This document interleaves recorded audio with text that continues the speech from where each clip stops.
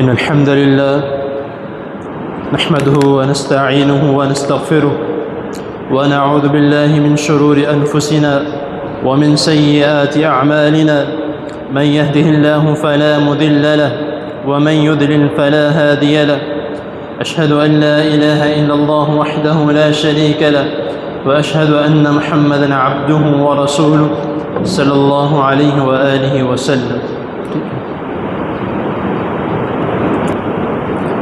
يا أيها الذين آمنوا اتقوا الله حق تقاته ولا تموتن إلا وأنتم مسلمون.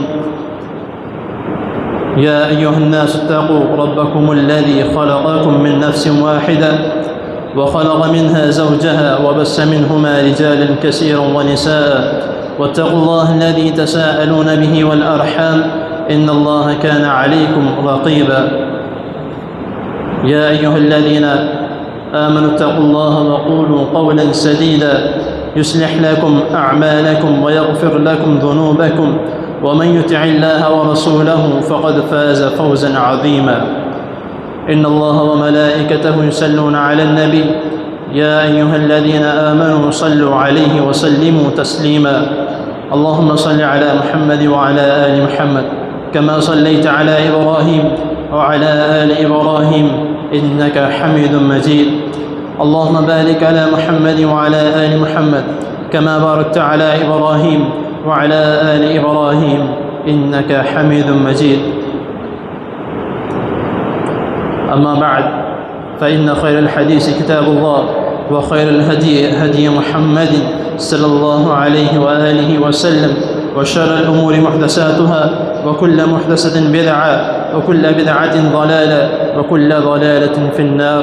أعوذ بالله السميع العليم من الشيطان الرجيم من همزه ونفسه ونفخه. بسم الله الرحمن الرحيم. والفجر وليال عشر والشفع والوتر أو كما قال الله تبارك وتعالى في القرآن المجيد قل إن صلاتي ونسكي ومحياي ومماتي لله رب العالمين. صدق الله العظيم. حضرات محترم، میرے دوست احباب، بزرگ، میری مائیں بہنیں جو یہاں تشریف فرما ہے، آج اللہ رب العزت کی توفیق سے، میرے بڑوں کی دعاؤں سے ایک موضوع پر جو کہ بہت ہی اہم موضوع ہے، چند باتیں اللہ اور اس کے رسول صلی اللہ علیہ وسلم کی کرنے کا موقع ملا ہے۔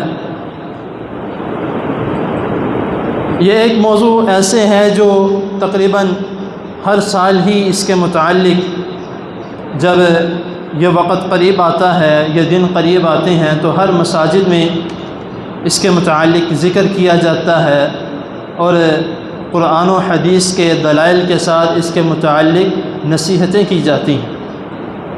تو میں بھی کچھ قرآن و حدیث کی باتیں اور کچھ آج کے معاشرے کی باتیں، ان دونوں کو ایک ساتھ جو ہے وہ آپ کے سامنے بیان کرنے کے لیے آیا ہوں۔ امید ہے کہ انشاءاللہ تعالی جو میں بیان کروں اللہ مجھے بھی اور آپ کو بھی اس پر عمل کرنے کی توفیق عطا فرمائے۔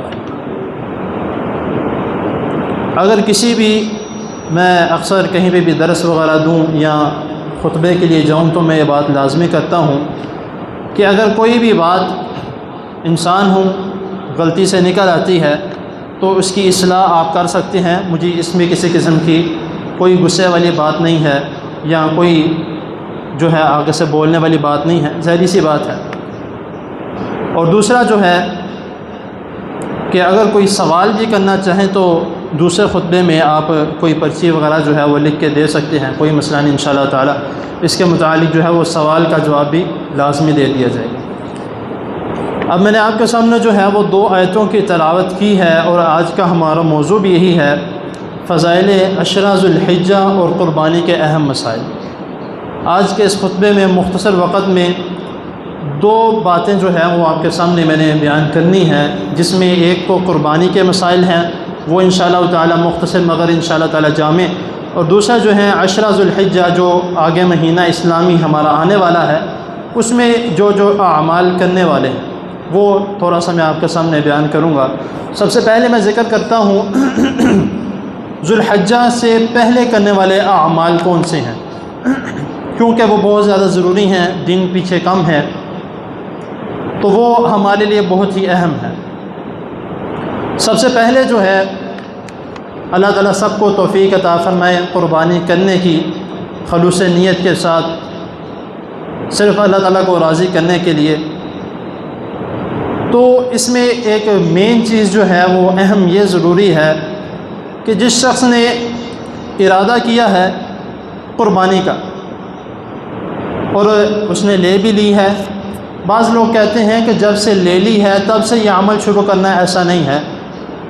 یہ عمل جو رسول اللہ صلی اللہ علیہ وسلم نے ہمیں سکھایا ہے کرنے کے متعلق وہ یہ ہے کہ رسول اللہ صلی اللہ علیہ وسلم نے فرمایا کہ جس کسی کا ارادہ ہے قربانی کرنے کا اور وہ اس بات کی نیت رکھتا ہے کہ وہ انشاءاللہ تعالی قربانی کرے گا، اس نے جانور خرید لیا ہے یا ابھی نہیں خریدا، تو اس کے لیے یہ ضروری ہے کہ وہ ذوالحجہ کا چاند نظر آنے کے بعد نہ ہی بال کاٹے نہ ہی ناخن کاٹے۔ یہ اس شخص کے لیے ہے جس نے قربانی کرنی ہے۔ جیسا میں نے پہلے بھی کہا کہ دوست احباب کہتے ہیں، کئی جو لوگ ہیں وہ اس کے متعلق غلط گائیڈ کر دیتے ہیں کہ جب قربانی لے لی ہے تب سے یہ عمل شروع ہو جانا ہے، ایسا بالکل بھی نہیں ہے۔ ذوالحجہ کا، کیونکہ ادھر باقاعدہ الفاظ اللہ نبی کریم صلی اللہ علیہ وسلم نے مسلم کی اس حدیث میں بیان کیے ہیں، اذا رأیتم ہلال ذوالحجہ، کہ جب تم دیکھو ذوالحجہ کا چاند، اس وقت سے یہ عمل شروع ہوگا کہ نہ ہی آپ نے بال کاٹنے ہیں نہ ہی آپ نے ناخن کاٹنے ہیں۔ ذوالحجہ کا چاند نظر آنے سے پہلے پہلے جو ہے وہ آپ اپنے بال بھی کاٹ لیں، ناخن بھی کاٹ لیں۔ اب یہاں پر ایک اور چیز میں تھوڑی سی ایڈ کر دوں کہ ہم نے اس سنت پر عمل کرتے ہوئے جو ہے نہ ہی ہم نے ذوالحجہ کے چاند نظر آنے کے بعد بال کاٹے اور نہ ہی ہم نے ناخن کاٹے۔ بہت اچھا عمل ہے، حدیث کے اوپر عمل کیا جا رہا ہے۔ محدثین کہتے ہیں اگر کوئی شخص غلطی سے یہ عمل کر لیتا ہے، کیونکہ کچھ لوگوں کو عادت ہے بال اتارنے کی، کچھ لوگوں کو عادت ہے ناخن کھانے کی، یہ غلط عادت ہے، لیکن میں ایک مین بات کر رہا ہوں کیونکہ یہ ہمارے معاشرے میں ہی چلتا ہے۔ تو کوئی اگر اس طرح کا کوئی عمل کر لیتا ہے، اس کو یکدم یاد آ جاتا ہے تو وہ توبہ استغفار کرے، اس کے لیے کوئی فدیہ یا دم وغیرہ نہیں ہے، لیکن کوشش کریں کہ اپنی اس طرح کی غلطیوں کو سدھاریں، کیونکہ یہ تو نہ تو میڈیکلی ٹھیک ہے اس طرح کا عمل کرنا، نہ ہی ویسے اخلاقی طور پہ ٹھیک ہے۔ اب ہم نے یہ عمل کیا، رسول اللہ صلی اللہ علیہ وسلم کی اس سنت پر عمل کیا، قربانی بھی کرنی ہے۔ اب جب قربانی ہم نے کر لی ہے، قربانی کرنے کے بعد ہم پہلا کام کیا کرتے ہیں؟ 10 دن ہم نے بات مانی رسول اللہ صلی اللہ علیہ وسلم کی، کیا ہوا؟ کچھ بھی نہیں ہوا۔ کوئی مسئلے مسائل پیش آیا ہو، کسی نے کوئی بات کی ہو، لیکن جب جیسے ہی 10 دن گزرتے ہیں اس کے بعد ہمارا سب سے پہلا عمل ہوتا ہے بڑی ہوئی داڑھی جو شیپ بڑھ گئی ہے اس کو جا کے سب سے پہلے کٹوانا۔ یہ ہم کس طرح کا عمل کر رہے ہیں؟ جب رسول اللہ صلی اللہ علیہ وسلم کی ہم نے 10 دن بات مانی ہے تو کیا ہم ساری زندگی نہیں مان سکتے؟ مان سکتے ہیں، لیکن ہم پھر بعد میں کہتے ہیں کہ یار لوگ کیا کہیں گے کہ تم نے داڑھی رکھ لی، تم تو مولوی بن گئے ہو۔ یہ ہمارا معاشرہ جو ہے بولتا رہے گا۔ میں ایک جملہ کہتا ہوں اکثر کہ جب مجھے کوئی کہتا ہے، میں کہتا ہوں بھئی یہ عمل کرو، بہت اچھا عمل ہے، کہتا اصل میں شروع تو کر لوں لیکن شروع کرنے کے بعد لوگ کیا کہیں گے؟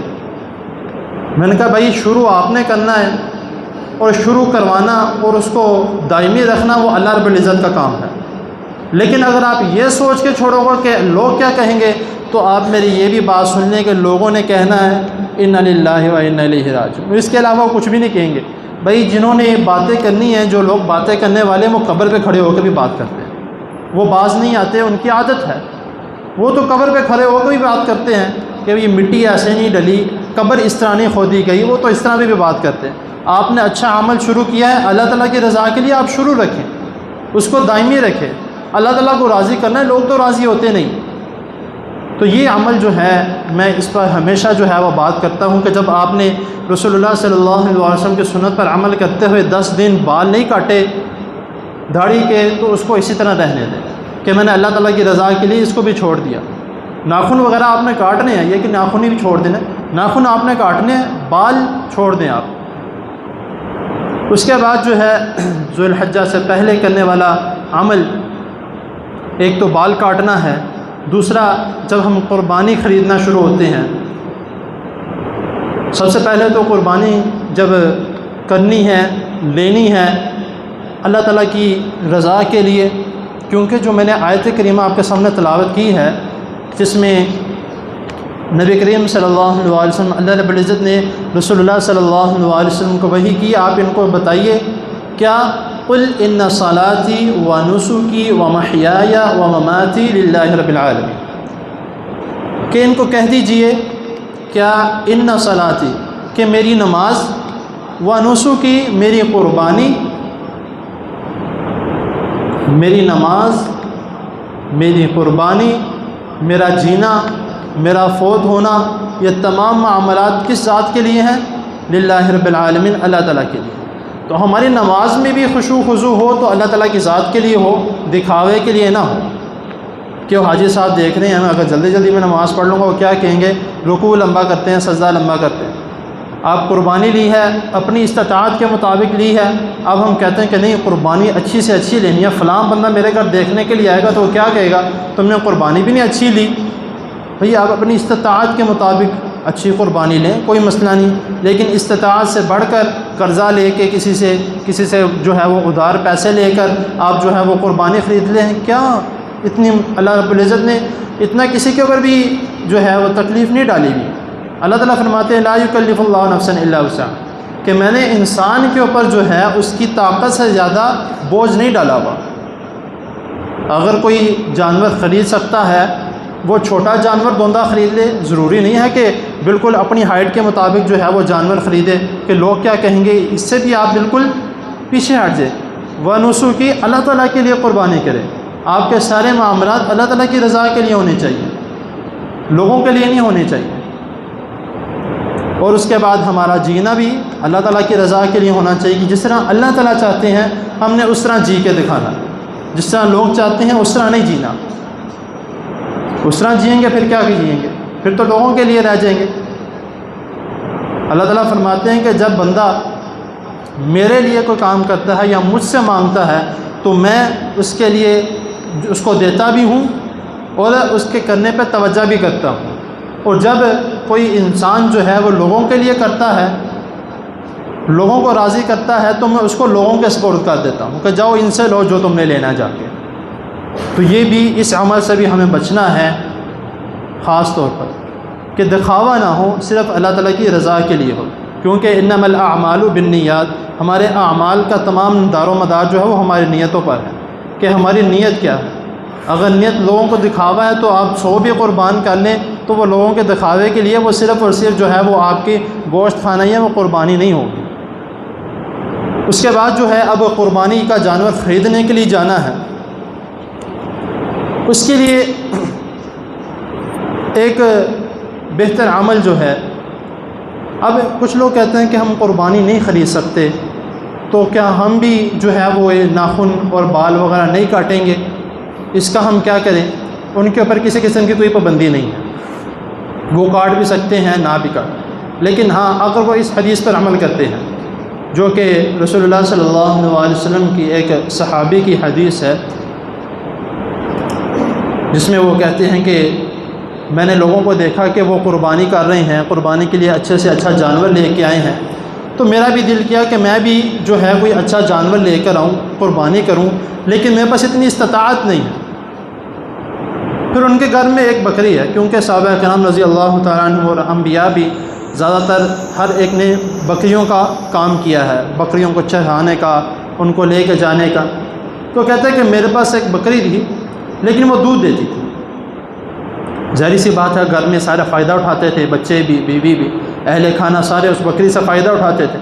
تو میں اس بکری کو رسول اللہ صلی اللہ علیہ وسلم کے پاس لے گیا کہ میں نے کہا اللہ کے رسول صلی اللہ علیہ وسلم، یہ میرے پاس ایک بکری ہے اگر آپ حکم کریں تو میں اس کو قربان کر دوں، کیونکہ میں نے بھی قربانی کرنی ہے، میرا بھی دل کرتا ہے جس طرح باقی صحابہ کرام قربانی کر رہے ہیں میں بھی قربانی کروں، میں بھی اللہ تعالیٰ کو راضی کروں۔ دیکھیں ان کا مقصود کیا ہے کہ اللہ تعالیٰ کو راضی کرنا کسی طریقے سے۔ کہ رسول اللہ صلی اللہ علیہ وسلم فرماتے ہیں کہ تمہارے گھر والے تو اس بکری سے فائدہ اٹھاتے ہیں، وہ اس کا دودھ پیتے ہیں، تمہارے بچے دودھ پیتے ہیں۔ اس نے کہا ہاں جی، گھر والے اس سے فائدہ اٹھاتے ہیں۔ رسول اللہ صلی اللہ علیہ وسلم نے فرمایا کہ تم اس کو ذبح نہ کرو، اس کو واپس گھر لے جاؤ۔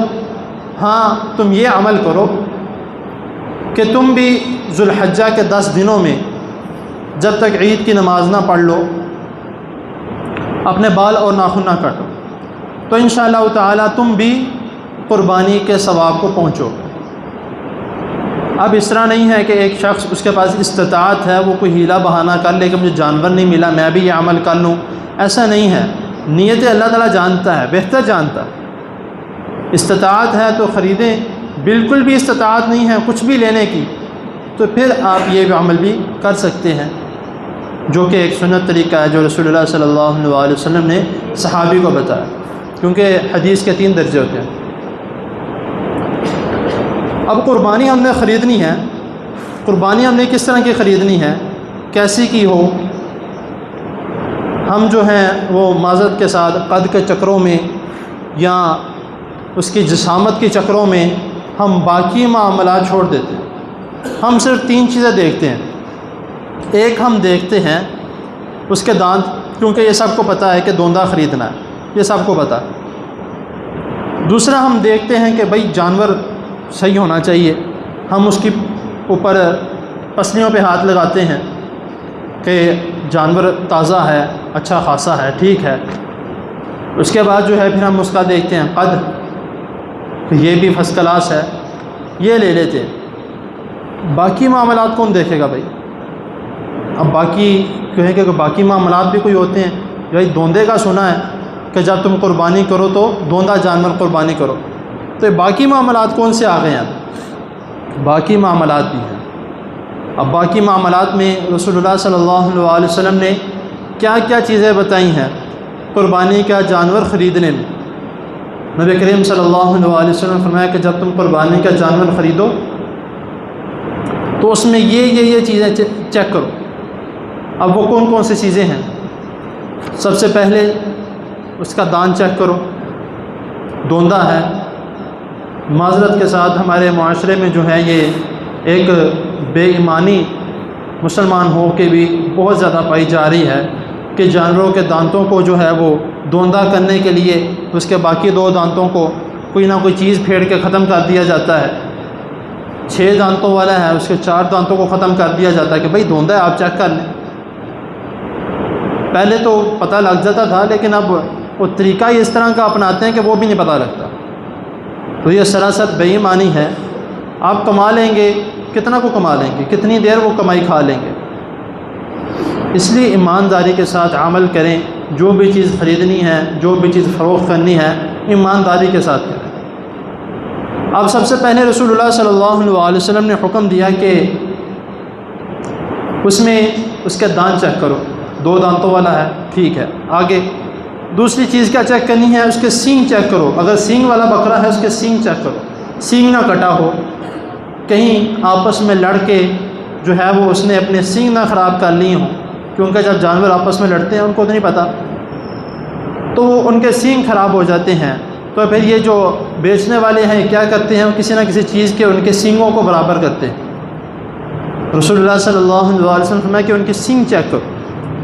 تیسری چیز رسول اللہ صلی اللہ علیہ وسلم نے جانوروں میں چیک کرنے کے متعلق فرمائی کہ ان کے کان چیک کرو۔ اب کئی جو یہ چڑواہے ہیں یہ اپنے بکرے کو نشان دیتے ہیں، کان پر نشانی لگانے کے لیے ہلکا سا جلا دیں گے، ہلکا سا سوراخ کر دیں گے، یا کوئی اس طرح کا عمل کریں گے نشانی دینے کے لیے۔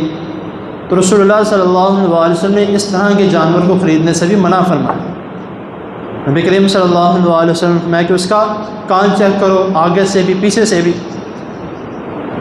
چوتھی چیز نبی کریم صلی اللہ علیہ وسلم فرمایا کہ اس کی آنکھیں چیک کرو، کہیں نبینا تو نہیں، ایک آنکھ چیک کرو، دوسری آنکھ چیک کرو، دونوں آنکھیں چیک کرو، کہیں نبینا نہ ہو، کانا نہ ہو۔ پانچویں چیز رسول اللہ صلی اللہ علیہ وسلم نے کیا کہی کہ اس کو چلا کے چیک کرو، کہیں لنگڑا نہ ہو۔ یہ چیک کرو کہ اس کی ٹانگوں میں مکھ موجود ہے، وہ بھی اسی طرح پتہ لگے گی کہ اس کو چلا کے چیک کریں۔ جانور بیٹھے ہوتے ہیں، ہم ان کو چیک کرتے ہیں کہ بہت اچھا جانور ہے، ٹھیک ہے اس کو بھی ڈالو، ڈالے میں ڈالو۔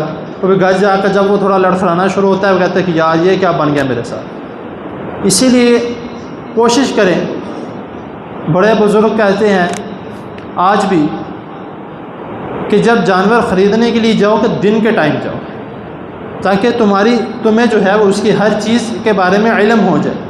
رات کے ٹائم جاتے ہیں، موبائل کی لائٹیں چلا کے چیک کرتے ہیں کہ بھائی بس ٹھیک ہے اندر ڈالو۔ قربانی کرنی ہے، اللہ تعالیٰ کی رضا کے لیے کرنی ہے، اچھی قربانی کریں۔ اب آپ کہیں گے کہ بھائی آپ نے شروع میں کہا کہ استطاعت کے مطابق کریں، استطاعت کے مطابق کریں، لیکن ہر چیز کو دیکھ کے کریں۔ یہ تمام چیزیں جو رسول اللہ صلی اللہ علیہ وسلم نے ہمیں بتائی ہیں، یہ کس کے لیے بتائی ہیں؟ کیا مطلب اللہ رب العزت کو نعوذ باللہ یہ گوشت جانا ہے؟ پہلے دور میں انبیاء علیہ السلام کے وہ یہ ہوتا تھا کہ جب قربانی کرتے تھے تو اس کا گوشت جو ہے وہ اپنی چھت پہ رکھ دیا کرتے تھے، تو ایک آگ آتی تھی اس کو جلاتی تھی، جس کی جل گئی اس کی قربانی قبول، جس کی نہ جلی اس کی قربانی نہ قبول۔ امت محمدیہ کے لیے رسول اللہ رب العزت نے جو ہے یہ عمل بھی بالکل مخفی کر دیا، چھپا دیا اس کو، کہ نہ پتہ لگے کس کی قبول ہے، نہ پتہ لگے کس کی نہیں قبول۔ کتنا بڑا انعام ہے اللہ تعالیٰ کا کہ یہ بھی نہ پتہ لگے۔ اگر آج یہ عمل آج بھی موجود ہوتا تو کتنے لوگوں کے بارے میں پتہ لگ جاتا، کون حاجی نمازی ہے، کون 2 نمبر ہے، کس کی حلال کی کمائی ہے، کس کی حرام کی کمائی ہے، سب پتہ لگ جاتا۔ لیکن اللہ رب العزت نے اس کو بھی مخفی کر دیا کہ یہ اللہ اور اس بندے کا معاملہ ہے۔ اور جب بندے کو پتہ بھی ہو کہ یہ اللہ اور اس بندے کا معاملہ ہے، پھر بھی وہ 2 نمبری کرے، وہ تو پھر کام اچھا نہیں ہے۔ اسی لیے اچھا جانور خریدے استطاعت کے مطابق، یہ تمام چیزیں چیک کرے۔ اور اللہ رب العزت کو جو ہے وہ ہماری نیت پہنچنی ہے، اللہ تعالیٰ نے ہماری نیت دیکھنی ہے، ہمارا تقویٰ دیکھنا ہے۔ اللہ تعالیٰ قرآن مجید میں کیا فرماتے ہیں کہ لن ینال اللہ لحومها ولا دماؤها ولکن ینالہ التقویٰ منکم، کہ نہ ہی اللہ رب العزت کو تمہارا گوشت پہنچنا ہے، نہ ہی تمہارا خون پہنچنا ہے جو تم نے بہایا ہے، اس کو ذبح کر کے جو تم نے خون بہایا ہے، نہ تمہیں وہ پہنچنا ہے، نہ ہی تمہیں گوشت پہنچنا ہے۔ اللہ رب العزت نے بس تمہارا تقویٰ دیکھنا ہے کہ تم اندر سے کیا ہو، کتنی رضا ہے تمہارے دل میں، کہ تم اللہ تعالیٰ کو کس طرح راضی کرتے ہیں۔ تو یہ 5 چیزیں میں نے آپ کو بتائی ہیں، جس میں سے صرف ہم ایک دیکھتے ہیں، اللہ ماشاءاللہ باقی بھی دیکھتے ہیں جن کو اس کے متعلق علم ہے۔ لیکن کوشش کریں کہ جب جانور خریدنے کے لیے جائیں تو یہ عمل لازمی کریں۔ اب اس کے بعد قربانی کا معاملہ ہے کہ آپ نے جب قربانی کرنی ہے، بہت سے دوست احباب جو ہیں وہ جلدی میں قربانی کے لیے کیا کرتے ہیں، میں تھوڑا مختصر کر کے بتا رہا ہوں، درمیان والی چیزیں میں اسکپ کرتا جا رہا ہوں کیونکہ وقت بھی تھوڑا ہے اور حدیثیں آیتیں کافی زیادہ ہیں۔ اب جب ہم نے قربانی کرنی ہے، عید کا دن ہے، اس وقت ہم نے کیا کیا عمل کرنے ہیں، یہ بھی ہم میں سے اکثر لوگ جو ہیں وہ نہیں جانتے۔ اس میں سب سے پہلا عمل ہم نے کیا کرنا ہے کہ جب جانور کو ذبح کرنے کے لیے لے کر آنا ہے تو 2 کام ہم کرتے ہیں جو نہیں کرنے چاہیے۔ ایک تو اس کے سامنے چھری تیز کر رہے ہیں، دوسرا چھری بھی اس کے سامنے ہم نے اس طرح کر کے رکھی ہوئی ہے، اور تیسرا اسی کے سامنے ہم ایک اور جانور کو ذبح کر رہے ہیں۔ 3 عمل کر رہے ہیں، لیکن نبی کریم صلی اللہ علیہ وسلم منع کیے۔ آلموسٹ سب کر رہے ہیں، کوئی بھی نہیں اس سے بچا ہوا، الا ماشاءاللہ سب کر رہے ہیں۔ وہ قصائی کہتا ہے یار جلدی لے کیوں، میں نے آگے بھی جانا ہے۔ وہ ایک کے اوپر مکھی پہ مکھی، مکھی پہ مکھی، ایک ذبح ہوتا ہے اس کے اوپر دوسرا ذبح ہوتا ہے اس کے اوپر تیسرا، کچھ لوگوں نے لائنیں لگائی ہوتی ہیں۔ یہ تمام معاملات گناہ ہیں، یہ عمل کرنا۔ میں ایک چھوٹی سی مثال دیتا ہوں معذرت کے ساتھ کہ ایک شخص ہے، اس کو پتہ ہے اس کو پھانسی ہونی ہے، لیکن اس کی آنکھوں کے سامنے اس کا پھانسی کا پھندا تیار کیا جائے، وہ تو ادھر ہی فارغ ہو جاتا ہے کہ بھائی پھانسی تو مجھے ہونی ہے، لیکن وہ ادھر ہی وہ پھندا دے کے فوت ہو جاتا ہے۔ اسی طرح ایک بکرا قربان تو اس نے ہونا ہی ہونا ہے، وہ کہتا ہے کہ یار ذبح تو ہونا ہے، جانور ہے، اس کو کیا پتہ ہے۔ وہی نبی کریم صلی اللہ علیہ وسلم رحمۃ للعالمین بن کر آئے ہیں، انہوں نے انسانوں ہی نہیں جانوروں کا بھی خیال رکھا ہے۔ آپ کی آنکھیں ہیں، ہم دیکھ رہے ہیں، ان کی بھی آنکھیں ہیں، وہ بھی دیکھ رہے ہیں۔ ہمیں پتہ ہے کہ یہ عمل میرے ساتھ ہونا ہے، اس کو بھی پتہ ہے کہ یہ عمل میرے ساتھ ہونا ہے۔ اتنا تو اللہ تعالیٰ نے اس میں مائنڈ سیٹ رکھا ہوگا نا کہ اس کو اس بارے میں علم ہے، اس لیے تو رسول اللہ صلی اللہ علیہ وسلم نے منع کیا ہے۔ تو لیکن ہم یہ عمل کرتے ہیں، اور رسول اللہ صلی اللہ علیہ وسلم نے سختی سے منع فرمایا۔ اور ساتھ ہی نبی کریم صلی اللہ علیہ وسلم نے چوتھی چیز ایک اور جو ہمارے معاشرے میں ہوتی ہے کہ جب ہم چھری تیز کر لیتے ہیں، جانور کو ذبح کرنے کی باری ہوتی ہے، بہت کیسز اس طرح کے آتے ہیں کہ چھری چلتی نہیں ہے، چل جاتی ہے تو آدھی چل جاتی ہے، اس کا آدھا ماس کٹا ہوا ہے، وہ بیچارہ ادھر طرف رہا ہے، وہ کہتا ہے بھائی چھری نہیں تیز ہوئی، چھری نہیں تیز ہوئی۔ یہ 4 عمل ہمارے معاشرے میں ہوتے ہیں جس کے متعلق رسول اللہ صلی اللہ علیہ وسلم نے سختی سے منع فرمایا۔ جانور کے سامنے چھری نہیں تیز کرنی، جب اس کو ذبح کرنے کے لیے لے کے آنا ہے اس کے سامنے چھری نہیں رکھنی۔ چوتھی چیز، اس کے سامنے کسی دوسرے جانور کو ذبح نہیں کرنا۔ تیسری چیز، اس کے سامنے کسی دوسرے جانور کو ذبح نہیں کرنا۔ چوتھی چیز کہ جب اس کو ذبح کرنا ہے تو جلدی جلدی کرے تاکہ اس کو تکلیف زیادہ نہ ہو، کہ چھری چلا کے چھری نہیں چلی تو کسی اور طریقے سے۔ ہمارے گھر کے پاس ہی ایک ساتھی گھر تھا، وہاں پر یہ عمل آنکھوں دیکھی میرا ہے، میں کسی کو سنائی بات نہیں کر رہا۔ چھری چلائی، ویڑا تھا، چھری چلائی، اس کے بعد چھری نہیں چلی، اٹھنے لگا، اس نے وہ بکتا پکڑا، اس کی گردن ڈائریکٹ اس کو، اب وہ حلال نہیں، وہ حرام ہے جانور، آپ نہیں کھا سکتے وہ، کیونکہ جھٹکا دے کے ماننا رسول اللہ صلی اللہ علیہ وسلم نے سختی سے منع فرمایا۔ تو یہ عمل ہمارے معاشرے میں ہو رہے ہیں، کیوں ہو رہے ہیں؟ کیونکہ ہم دین کو سمجھنے کی معذرت کے ساتھ کوشش ہی نہیں کرتے۔ میرا حال ہے، آپ کا بھی حال ہے، کوئی بھی نہیں کہتے کہ جتنا پتہ ہے کافی ہے یار، بیٹھ کے کیا کرنا ہے، وہی باتیں ایک ہی بار سنی جاؤ، بور ہو جاتا ہے بندہ۔ بور نہیں ہوتا، دین کی بات سیکھنے میں آپ ایک بات 10 دفعہ سنیں، اگر جو انسان کہتا ہے کہ میں بور ہو جاتا ہوں، وہ پھر اسلام سے، دین سے پیار ہی نہیں کرتا، وہ رسول اللہ صلی اللہ علیہ وسلم کی بات سننے کو اچھا ہی نہیں سمجھتا، تو وہ کس طرح کا مسلمان ہے؟ تو ان چیزوں کا بھی جو ہے وہ خاص خیال رکھنا ہے جو رسول اللہ صلی اللہ علیہ وسلم نے ہمیں فرمائی ہے۔ اب آگے جو ہے، جو میں نے شروع میں آیت تلاوت کی تھی ذوالحجہ کے 10 دنوں کے متعلق، کہ ذوالحجہ کے 10 دنوں میں کرنے والے اعمال کون سے ہیں۔ سب سے پہلے جو ہے اللہ رب العزت نے قرآن مجید میں ان 10 دنوں کی قسم اٹھائی ہے، والفجر ولیال عشر والشفع والوتر، کہ فجر کی قسم ہے، ولیال عشر 10 راتوں کی قسم ہے، والشفع والوتر جفت اور وتر کی قسم ہے۔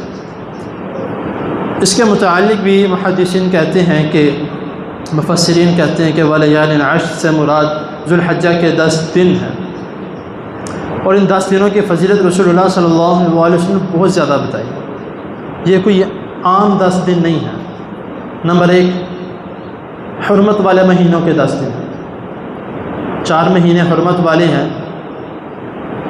حرمت والے مہینوں کے 10 دن ہیں ذوالحج۔ دوسرا، حج کے مہینے کے 10 دن ہیں۔ تیسرا، حجاج کے جانے کے 10 دن ہیں، جب حجاج کا معاملہ وغیرہ آگنا شروع ہو جاتا ہے، وہ جاتے ہیں، 8 ذوالحج کو جانا شروع ہو جاتے ہیں، یہ وہ ان 10 دنوں میں یہ عمل بھی کیا جاتا ہے، حجاج کے جانے کے 10 دن ہیں۔ چوتھا، رسول اللہ صلی اللہ علیہ وسلم نے ان 10 دنوں میں، نبی کریم صلی اللہ علیہ وسلم نے فرمایا کہ جو شخص ان 10 دنوں میں نیک اعمال کرتا ہے، باقی بھی مہینے ہیں حرمت والے ہیں، باقی جو 8 مہینے ہیں اس میں بھی نیک اعمال کیے جاتے ہیں، لیکن ان 10 دنوں کی فضیلت الگ ہے، وہ سب الگ ہیں ان 10 دنوں کی فضیلت الگ ہے۔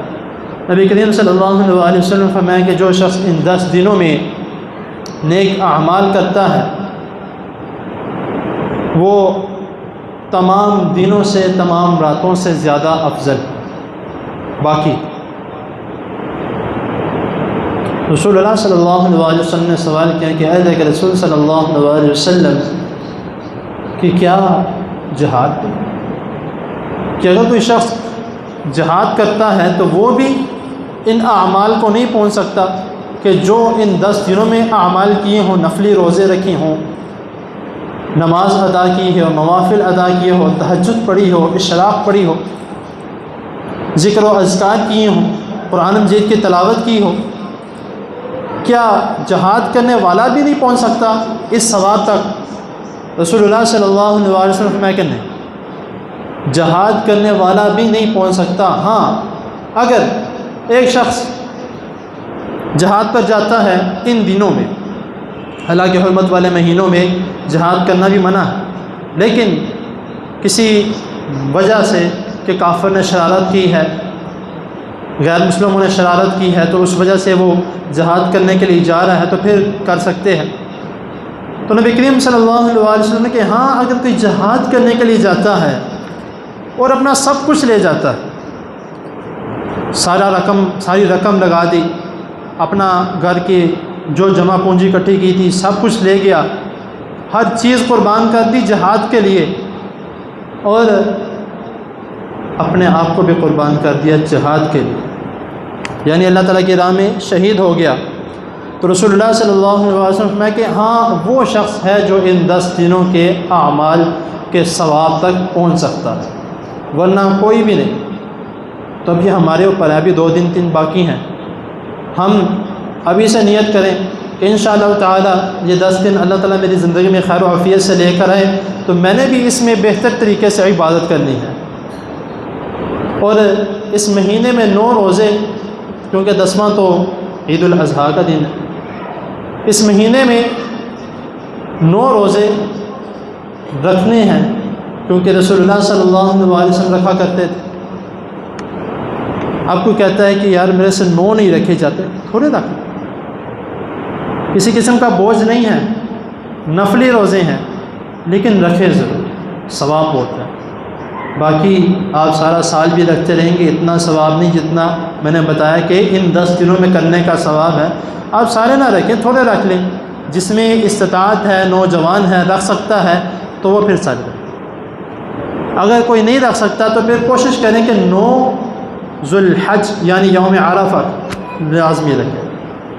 اب یوم عرفہ کے روزے کا جو اجر و ثواب ہے وہ ہم ہر سال سنتے ہیں کہ 2 سال کے گناہوں کا کفارہ ہے، 2 سال کے گناہوں کی معافی ہے یوم عرفہ کا روزہ۔ اب یہاں پہ بھی اختلاف بن جاتا ہے کہ بھائی یوم عرفہ ہم کس طریقے کے مطابق رکھیں، سعودیہ کے مطابق، کیونکہ میں غلط بات نہیں کہوں گا، کچھ لوگ کہتے ہیں کہ نہیں 9 ذو الحج ہے، نہیں یوم عرفہ۔ حدیث میں الفاظ 9 ذو الحج کے بھی ہیں اور یوم عرفہ کے بھی ہیں، 2 الفاظ آتے ہیں۔ اب کہتے ہیں کئی مرتبہ ہوتا ہے کہ یوم عرفہ اور ہمارے 9 ذو الحج ایک ہی تاریخ کو آ جاتی ہے، تو اس میں پھر کوئی اختلاف نہیں رہتا۔ اب زیادہ تر اس طرح ہی ہوتا ہے کہ یوم عرفہ ایک دن پہلے ہوتا ہے، لیکن ہماری 8 ذو الحج ہوتی ہے، تو کہتے ہیں کہ اب یوم عرفہ کے مطابق روزہ رکھیں یا اپنی تاریخ کے مطابق روزہ رکھیں، یعنی کہ جب ان کی 10 ہے ہماری 9 ہے۔ تو محدثین کہتے ہیں کہ اختلاف کی ضرورت نہیں ہے، اس طرح اس میں آپ جو ہیں وہ یہ کر لیں کہ افراط و تطبیق کر لیں۔ افراط و تطبیق کہتے ہیں کہ 2 عمل ایک جیسے ہیں یا مختلف ہیں تھوڑے بہت، زیادہ نہیں، تو پھر اس میں یہ کر لیں کہ دونوں عمل کیے جائیں۔ آپ 8 کا بھی رکھ لیں، 9 کا بھی رکھ لیں۔ اگر وہاں پہ یوم عرفہ ہے، ہماری 8 ہے، آپ اس دن کا بھی رکھ لیں۔ ہماری 9 ذو الحج ہے، وہاں پہ 10 ہے، تو وہ تو پھر بات ہی علیحدہ ہوگی، 9 ذو الحج بھی ذکر آ گیا، آپ 9 کا بھی رکھ لیں۔ اختلاف کسی چیز کا بھی نہیں ہے، صرف اور صرف کیا ہے، اپنے آپ کو سمجھانے والی بات کہ ہم کیا عمل کرتے ہیں۔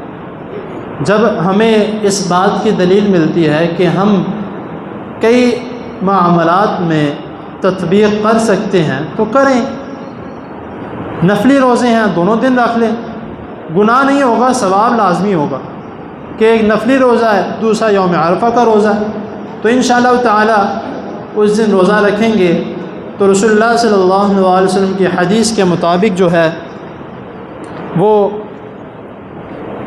2 سال کے گناہوں کا کفارہ لازمی ہے، 1 سال پچھلا جو گزر گیا اور 1 سال جو آنے والا ہے، 2 سال کے گناہوں کا کفارہ ہے کہ 2 سال کے گناہ معاف کر دیے جائیں گے۔ اس کے بعد 9 ذو الحج یوم عرفہ کا دن، اس دن کی ایک اور فضیلت بھی ہے۔ رسول اللہ صلی اللہ علیہ وسلم نے فرمایا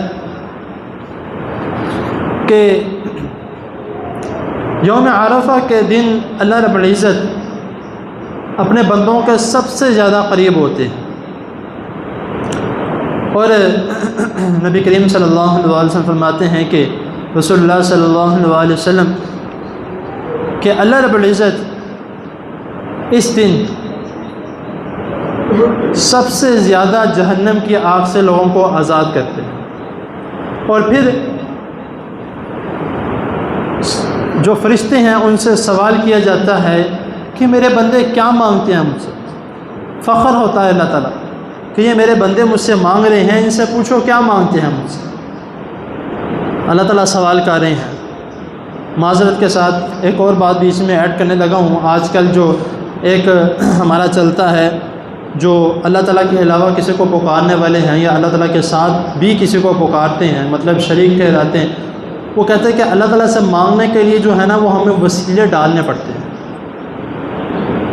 مطلب کہ ہم کسی اپنے بزرگ کو کہیں گے، وہ اللہ تعالیٰ سے ہماری سفارش کریں گے تو اللہ تعالیٰ ہماری دعاؤں کو قبول کریں گے، ایسا بالکل بھی نہیں ہے۔ اس حدیث میں اور ایسی کئی حدیثیں ہیں، قرآن مجید کی کئی آیات ہیں جس سے یہ ہمیں دلیل ملتی ہے کہ اللہ رب العزت کو کسی وسیلے کی ضرورت نہیں ہے، اللہ تعالیٰ کو کسی کی سفارش کی ضرورت نہیں ہے۔ اور ہم نعوذ باللہ اللہ تعالیٰ کی مثال دیتے ہیں، کس کو ملا کے؟ دنیا کے لوگوں کو ملا کے، کیا کہ بھئی ایک کمپنی کا مالک ہے، باس ہے، اس کو ملنے کے لیے جانا ہو یا اس سے کوئی کام ہو تو اس کے پی اے کو کہنا پڑتا ہے، اس کے جو ہے وہ نیچے کام کرنے والا ہے اس کو کہنا پڑتا ہے، وہ ٹائم لے کے دیتا ہے، پھر جا کے جو ہے وہ اللہ تعالیٰ سے دعا مانگنی پڑتی ہے، ایسا بالکل بھی نہیں ہے۔ اور پھر اس بندے سے جا کے ملنا پڑتا ہے، ایسا بالکل بھی نہیں ہے۔ بھئی وہ رب ذات ہے، وہ اللہ رب العزت ہے، وہ اللہ تعالیٰ خود فرما رہے ہیں کہ ادعونی استجب لکم، مجھ سے مانگو۔ اللہ تعالیٰ کیا کہتے ہیں کہ مجھ سے مانگو، میں قبول کرنے والا ہوں۔ اللہ تعالیٰ نے تو کہا نہیں کہ فلاں بندے سے جا کے کو آ کے مجھ سے کہ میں تمہاری دعا کو قبول کروں، اللہ تعالیٰ نے تو نہیں کہا۔ نہ رسول اللہ صلی اللہ علیہ وسلم نے یہ فرمایا کہ تم مجھ سے کہو، میں پھر اللہ تعالیٰ سے کہوں گا کہ تمہاری دعا کو قبول کر لیں۔ ایسا ہوا ہے کوئی حدیث مجھے لا کے دکھائے؟ ایسا نہیں ہے۔ تو پھر اللہ تعالیٰ سے ڈائریکٹ مانگو۔ اور اس دن یوم عرفہ کا دن اللہ تعالیٰ کیا فرماتے کہ میرے بندے مجھ سے کیا مانگتے ہیں؟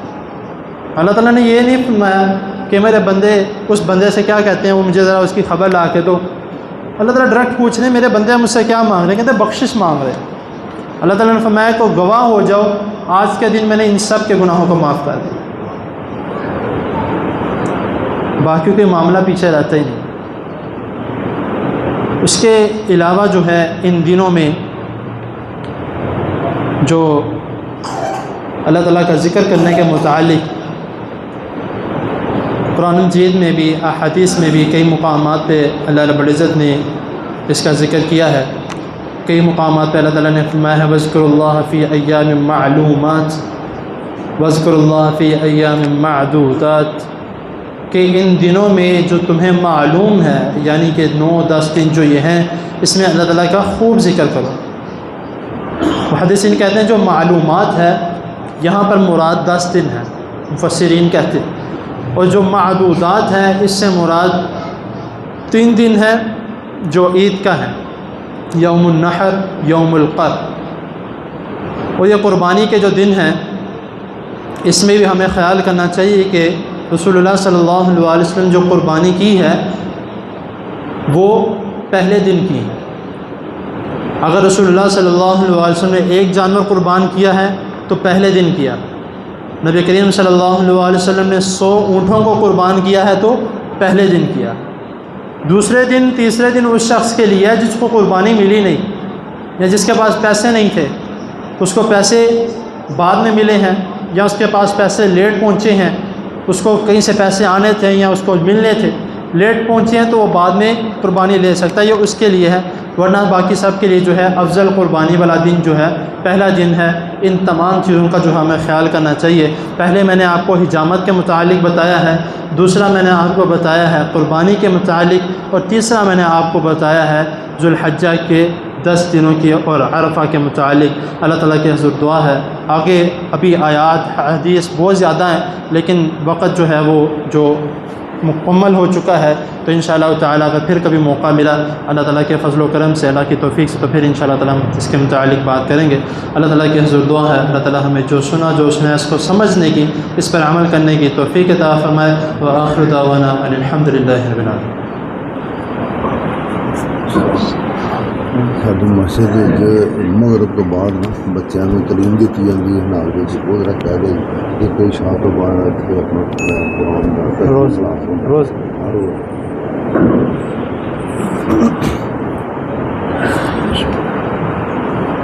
إن الحمد لله نحمده ونستعينه ونستغفره ونعوذ بالله من شرور أنفسنا ومن سيئات أعمالنا، من يهده الله فلا مضل له ومن يضلل فلا هادي له، أشهد أن لا إله إلا الله وحده لا شريك له، وأشهد أن محمدا عبده ورسوله صلى الله عليه وآله وسلم، فإن خير الحديث كتاب الله وخير الهدي هدي محمد صلى الله عليه وآله وسلم، وشر الأمور محدثاتها وكل محدثة بدعة وكل بدعة ضلالة وكل ضلالة في النار. أما بعد، إن الله وملائكته يصلون على النبي يا أيها الذين آمنوا صلوا عليه وسلموا تسليما. اللهم صل على محمد وعلى آل محمد كما صليت على إبراهيم وعلى آل إبراهيم إنك حميد مجيد. اللهم بارك على محمد وعلى آل محمد كما باركت على إبراهيم وعلى آل إبراهيم إنك حميد مجيد. اللهم اشف مرضنا ومرضى المسلمين، اللهم اشف مرضنا ومرضى المسلمين، اللهم اشف مرضنا ومرضى المسلمين، اللهم اعز الإسلام والمسلمين، اللهم انصر الإسلام والمسلمين. ربنا آتنا في الدنيا حسنة وفي الآخرة حسنة وقنا عذاب النار. رب ارحمهما كما ربياني صغيرا، رب ارحمهما كما ربياني صغيرا، رب ارحمهما كما ربياني صغيرا. ایک دو اعلان کے متعلق انہوں نے کہا ہے کہ مغرب کی نماز کے بعد روز جو ہے وہ بچوں کو تعلیم دی جاتی ہے، تو آپ چھوٹے چھوٹے بچے ہیں ان کو مساجد میں لے کر آئیں، اگر گھروں میں نہیں پڑھا جاتا، کیونکہ ناظرہ کلاس قرآن کلاس پڑھانا زیادہ تر جو ہے وہ مساجد میں ہوتا ہے، تو بچوں کو مساجد میں بھیجا کریں تاکہ وہ قرآن کی تعلیم حاصل کریں، اپنے تلفظ کو بہتر کریں. اور دوسرا جو ہے وہ کہہ رہے ہیں کہ عشاء کی نماز کے بعد ترجمہ کلاس ہوتی ہے، تو وہ بھی کوشش کریں کہ وہ قرآن مجید کو سمجھنا ہے، اس کے متعلق جاننا ہے کہ اللہ تعالیٰ نے قرآن مجید میں ہمیں کیا فرمایا ہے، کیا احکامات ہمارے نازل کیے ہیں. تو اس کے لیے بہترین طریقہ ہے ترجمے کو سمجھنا، ترجمے کو سیکھنا. تو اللہ تعالیٰ کے حضور دعا اللہ تعالیٰ سمجھنا، سیکھنا، پڑھنا، پڑھانا اللہ تعالیٰ قبول و منظور فرمائے. اور میں نے شروع میں ایک بات کہی تھی کہ اگر یہ جو میں نے مسائل بیان کیے ہیں اس کے متعلق کسی نے کوئی سوال کرنا ہو تو میں سے کر سکتا ہے. تو اگر کوئی سوال نہیں ہے تو میں چھوٹی ایک مختصر سی دعا کے ساتھ جو ہے اس خطبہ جمعہ کو مکمل کرتا ہوں. تو اگر کسی نے کوئی بھائی نے کوئی سوال کرنا ہے تو وہ کر سکتے ہیں. چل اللہ تعالیٰ کے حضور دعا ہے اللہ تعالیٰ میرا یہاں پر آنا، پڑھانا، بتانا اللہ تعالیٰ آپ لوگوں کا سننا قبول و منظور فرمائے، اور مجھے اور آپ کو اس پر عمل کرنے کی توفیق عطا فرمائے. سبحان ربک رب العزة عما یصفون وسلام علی المرسلین والحمد للہ رب العالمین. اللہ اکبر، اللہ اکبر، اشہد ان لا الہ الا اللہ، اشہد ان محمد رسول اللہ. حی علی الصلاة، حی علی الفلاح، قد قامت الصلاة، قد قامت الصلاة. اللہ اکبر، اللہ اکبر، لا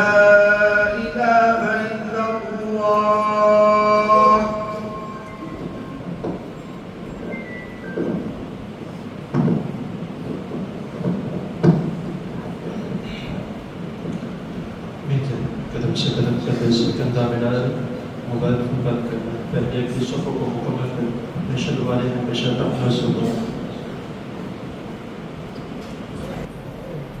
الله أكبر.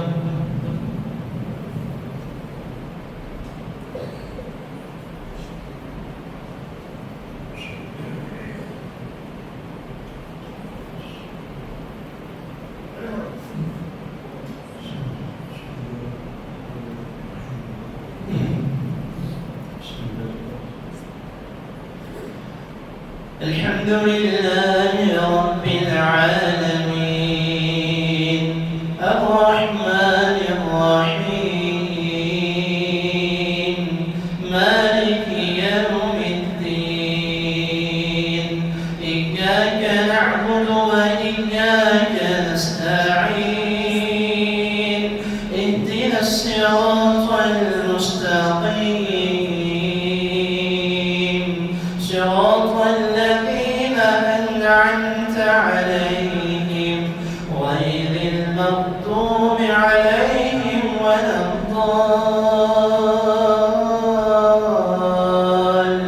الضالين آمين.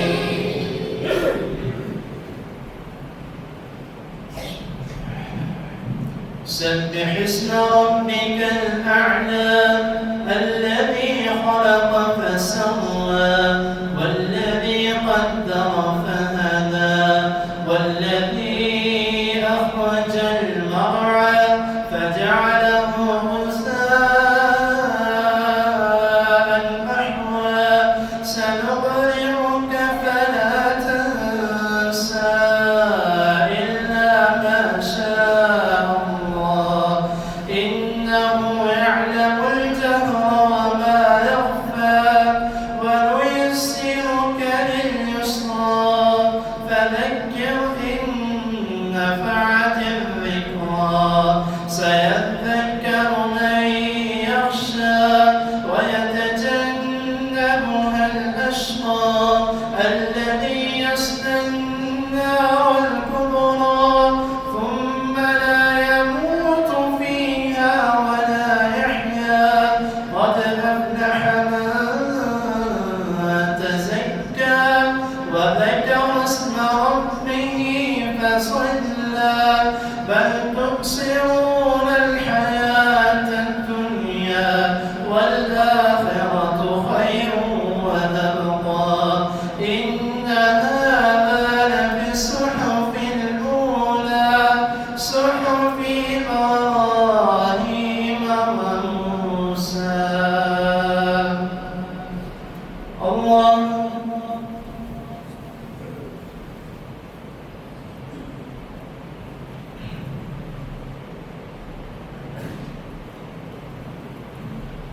سمع الله لمن حمده.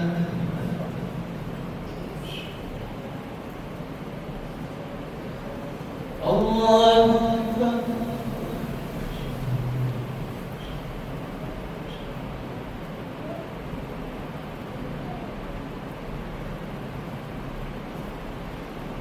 الله أكبر.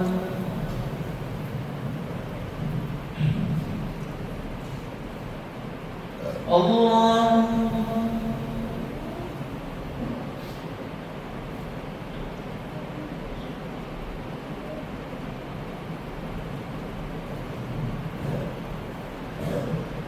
الله أكبر.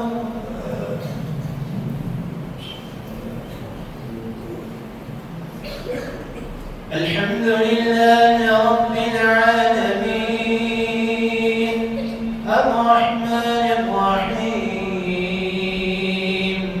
مالك يوم الدين إياك نعبد وإياك نستعين اهدنا الصراط المستقيم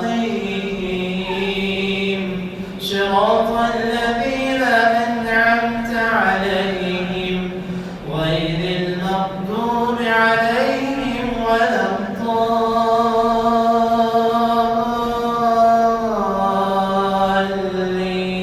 الضالين آمين. هل أتاك حديث الغاشية وجوه يومئذ خاشعة عاملة ناصبة تصلى نارا حامية تسقى من عين آنية ليس لهم طعام إلا من ضريع لا يسمن ولا يغني من جوع وجوه يومئذ ناعمة لسعيها راضية في جنة عالية لا تسمع فيها لاغية فيها عين جارية فيها سرر مرفوعة وأكواب موضوعة ونمارق مصفوفة وزرابي مبثوثة أفلا ينظرون إلى الإبل كيف خلقت وإلى السماء كيف رفعت وإلى الجبال كيف نصبت وإلى الأرض كيف سطحت فذكر إنما أنت مذكر لست عليهم بمسيطر إلا من تولى وكفر فيعذبه الله العذاب الأكبر إن إلينا إيابهم ثم إن علينا حسابهم الله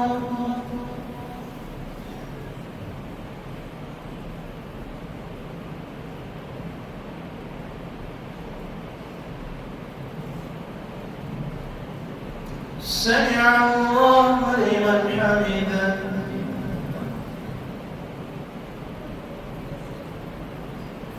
الله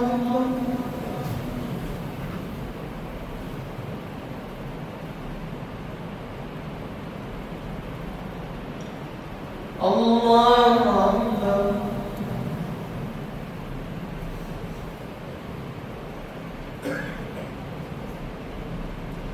الله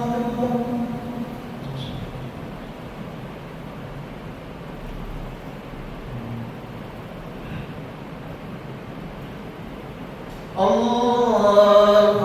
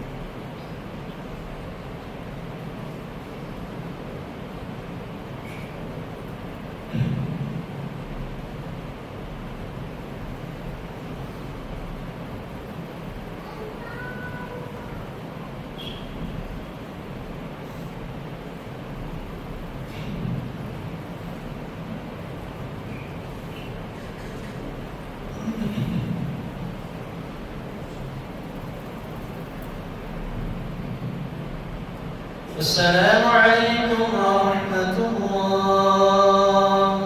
السلام